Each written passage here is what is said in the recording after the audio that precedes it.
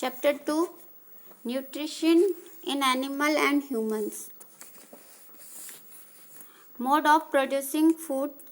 Different organisms use different methods to procure food. Each animal has some special structure on its body to procure food. अलग अलग जीव जंतु में अलग अलग विधि से भोजन लेते हैं. ईच एनिमल हैज़, और हर एनिमल्स में कुछ स्पेशल फीचर्स स्ट्रक्चर्स होते हैं उनकी बॉडी में फूड को प्रिक्योर यानी कि लेने के. Animals such as cow, horse etcetera pick up food directly into their mouth.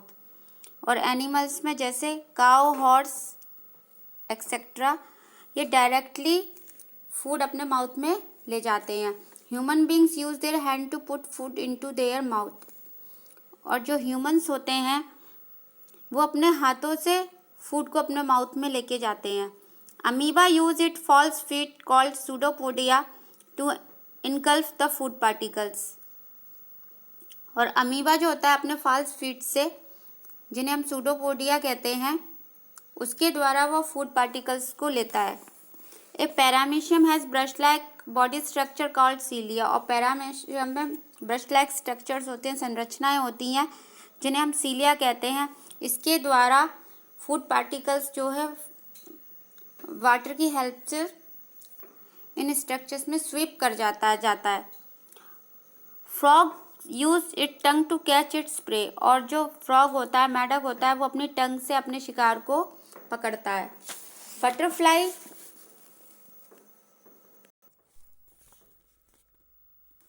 Butterfly use it feeding tube to suck the nectar. और बटरफ्लाई जो होती है तितली, वो अपनी फीडिंग ट्यूब, उसमें ट्यूब लाइक स्ट्रक्चर होता है बटरफ्लाई के, वो उससे फूलों का रस जो है उसको सक करती है, चूसती है. Hydra uses tentacles with sting cells to kill the prey and put into its body cavities. जो हाइड्रा होता है उसमें टेंटाकल्स, ट्यूब लाइक स्ट्रक्चर पाया जाता है जिसकी हेल्प से वो अपने शिकार को पकड़ता है और अपने बॉडी कैविटी में लेके जाता है. Spider weaves webs around it to catch its prey. और मकड़ी चारों तरफ जाला बनाकर अपने शिकार को पकड़ती है. नीचे टेबल है, उसमें सब उसमें मेंशन किया गया है कि search for the information in literature और इंटरनेट एंड रिकॉर्ड. एनिमल, कौन कौन से एनिमल किस तरीके से फूड लेते हैं. Process of nutrition. Procession of nutrition क्या है? Various aspects of obtaining food, mode of intake of food and its utilisation in the body for growth and development is known as nutrition. Nutrition क्या है?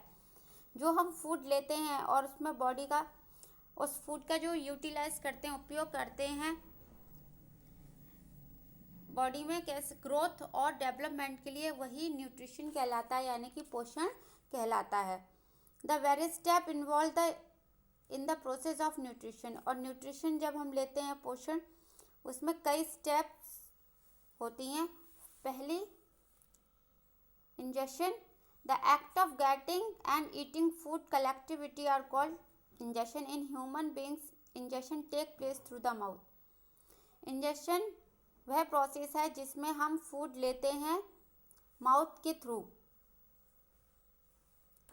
Digestion, जहाँ food हमारा break down होता है, soluble molecule inside the body is called digestion. जहाँ भोजन का हमारी बॉडी के अंदर पाचन होता है, वो हमारा डाइजेशन कहलाता है. और ये जो डाइजेशन की पूरी प्रोसेस है वो हमारी स्मॉल इंटेस्टाइन यानी कि छोटी आंत में कंप्लीट होती है. Absorption, the process by which soluble molecule present in the digested food passes into the body fluids like blood is called absorption. वह प्रक्रिया जिसमें सॉल्युबल मॉलिक्यूल्स प्रेजेंट, जो डाइजेशन फूड में प्रेजेंट होते हैं, उसके बाद बॉडी फ्लूइड यानी कि बॉडी में जो द्रव्य पाया जाता है, फ्लड्स पाया जाता है जैसे ब्लड, उसके द्वारा वो एब्जॉर्ब होते हैं. Assimilation, the process in which the absorb food is used for producing energy and growth is called assimilation. इस प्रोसेस में जो एब्जॉर्ब फूड था उससे जो एनर्जी प्रोड्यूस होती है, जो एनर्जी हमें मिलती है, जिसे हम ग्रोथ के लिए हमें जो एनर्जी मिलती है उसे हम कहते हैं assimilation. Egestion, the process by which the undigested food material are throw out of the body is called egestion. इस प्रक्रिया में क्या होता है, इस प्रोसेस में जो हमारा अनडाइजेस्टेड फूड है, जो फूड हमारा पचता नहीं है और वो वेस्टेज के द्वारा हमारी बॉडी से बाहर निकलता है, उसको हम इजेशन कहते हैं।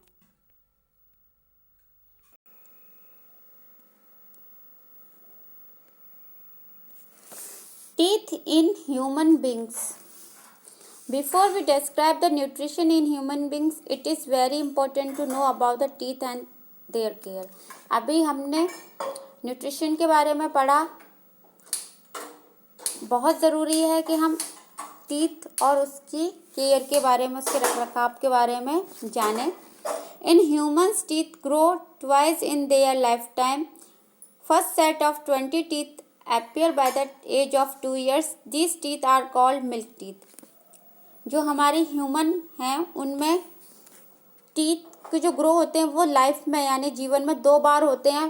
पहला सेट जो होता है वो 20 टीथ का होता है, जो कि 2 साल की एज पर ही आते हैं, जिन्हें हम मिल्क टीथ या दूध के दांत कहते हैं। These milk teeth fall off one by one and a new set of 32 permanent teeth is formed by the age of 12. These 32 teeth are called permanent teeth and last for the rest of our life. उसके बाद जो दूध के दांत होते हैं वो एक एक करके सब गिरते जाते हैं। उसके बाद जो न्यू सेट आता है हमारा, उसमें 32 परमानेंट टीथ होते हैं, जो कि हमारे जीवन में अंत में जाके जो धीरे धीरे जाके ख़राब होते हैं, गिरते हैं। और ये जो परमानेंट टीथ होते हैं वो हमारे टीथ जो आते हैं वो एज ऑफ 12, जब 12 ईयर्स के हम होते हैं तब ये टीथ आना स्टार्ट हो जाते हैं। अब टाइप्स ऑफ टीथ, इंसीजर जो होते हैं, number of teeth in each jaw, जो हमारे जबड़े होते हैं उसमें जो इंसीजर होते हैं वो 4 होते हैं। And total number of teeth of each jaw each type 8। 2 jaw में 4 का सेट होता है, तो 8 फंक्शन इनका होता है बाइटिंग और कटिंग के लिए।